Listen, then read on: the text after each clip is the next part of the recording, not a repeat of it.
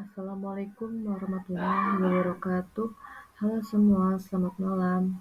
Saya Siti Nuraini, mahasiswa Universitas Islam Matahari, Fakultas Pendidikan Islam dan Keguruan, Prodi Manajemen Pendidikan Islam dengan NIM 2315316993 semester 3.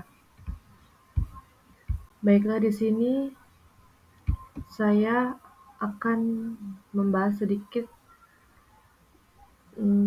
materi filsafat pendidikan. Yang pertama yaitu ada pengertian filsafat secara bahasa dan istilah. Filsafat secara istilah adalah cinta kepada kebenaran dan kebijaksanaan yang ditunjukkan dengan upaya hati-hati dan serius yang dilakukan oleh seseorang melalui tata cara yang dapat dipertanggungjawabkan dalam menggunakan daya pikir kritisnya untuk meraih kebenaran, kebaikan, dan kebijaksanaan. Filsafat secara bahasa berasal dari kata Yunani philosophia, yang berarti cinta kebijaksanaan. Dalam bahasa Inggris, filsafat disebut philosophy, dan dalam bahasa Arab disebut falsafah. Filsafat adalah ilmu yang mempelajari hakikat realitas, nilai, pengetahuan, dan eksistensi manusia. Yang kedua ada sejarah lahirnya filsafat. Filsafat diawali pada abad ke-6 sebelum Masehi. Filsafat muncul menggantikan mitos-mitos dan dongeng-dongeng yang beredar dan menjadi sistem kepercayaan masyarakat Yunani pada saat itu. Orang-orang Yunani patuh dan menjalankan hidup dengan menjadikan mitos dan dongeng sebagai pegangan hidup dan menjadi jawaban atas pertanyaan dan masalah kehidupan. Filsafat muncul karena para pemikir tidak puas dengan jawaban dari pertanyaan yang tidak dapat dibuktikan dengan akal manusia. Para ahli pikir tersebut kemudian mencari jawaban dari pertanyaan-pertanyaan mendasar melalui akal pikir mereka, sehingga mendapatkan jawaban yang dapat diterima oleh akal. Selanjutnya ada ciri-ciri filsafat, yaitu upaya berpikir sistematis dan radikal tentang segala realitas yang ada atau diduga untuk menemukan kebenaran yang sesungguhnya. Selanjutnya ada cabang-cabang filsafat.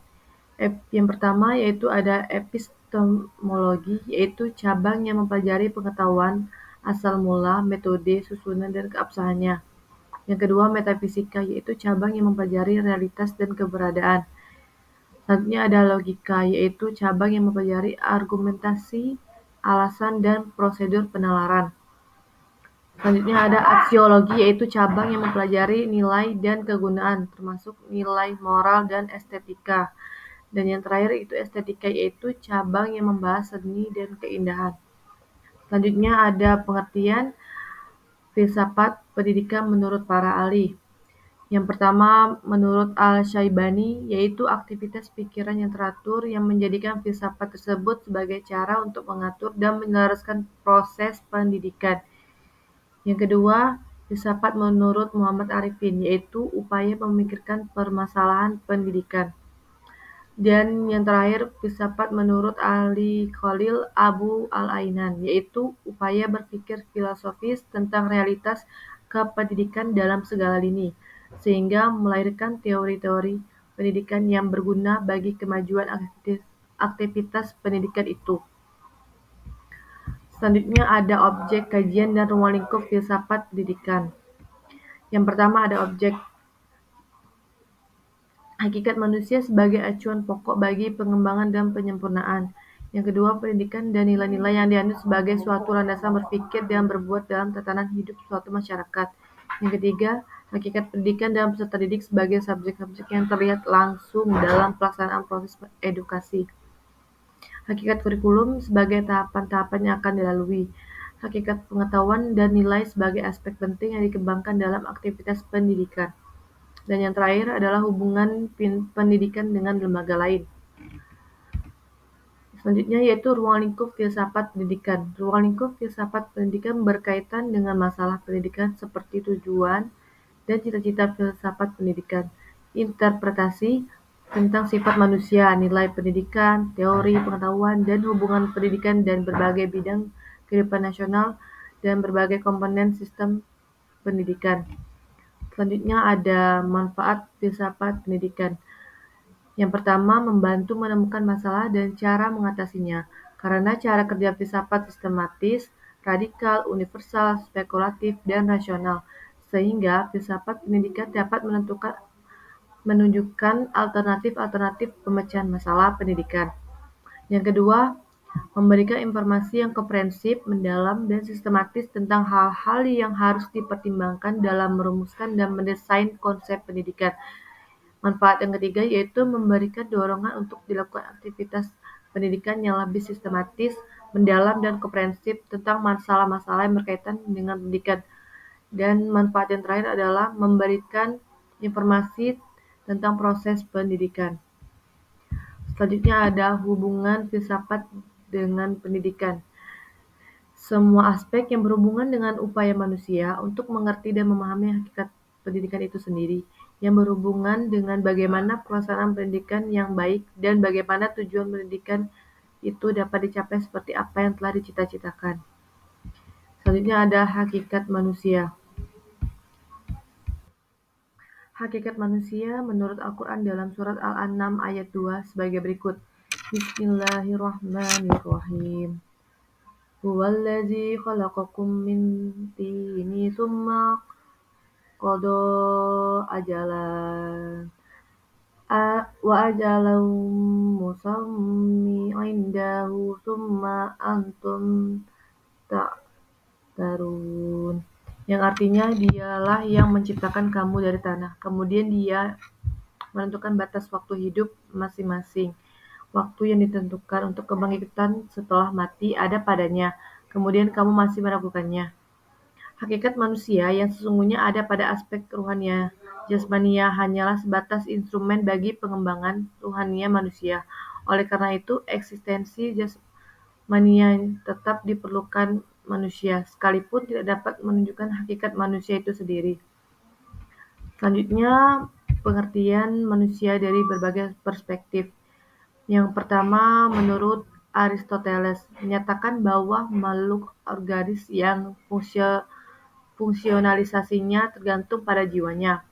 Yang kedua, menurut René Descartes, yang menyatakan jiwa adalah terpadu, rasional, dan konsisten yang dalam aktivitasnya selalu terjadi interaksi dengan tubuh. Interaksi jiwa dan tubuh ini dapat mengubah makna nafsu yang dimaknai pengalaman-pengalaman sadar yang disertai dengan emosi jasmania. Yang ketiga, menurut Plato, menyatakan manusia adalah suatu pribadi yang tidak terbatas pada saat bersatunya jiwa dan raga. Selanjutnya ada unsur-unsur manusia yang terdiri dari nafsu, akal, hati, dan ruh. Selanjutnya ada kelebihan dan kelemahan manusia. Yang pertama itu kelebihan, menjadikan Allah sebagai khalifah di bumi. Selanjutnya, manfaat kelebihannya dimuliakan Allah dan diberikan kelebihan yang tidak dimiliki makhluk lain. Selanjutnya diberi alat indera dan akal. Dan yang terakhir diberi daya berusaha dan usahanya dihargain. Yang kedua ada kelemahan manusia. Kelemahan manusianya sebagai berikut.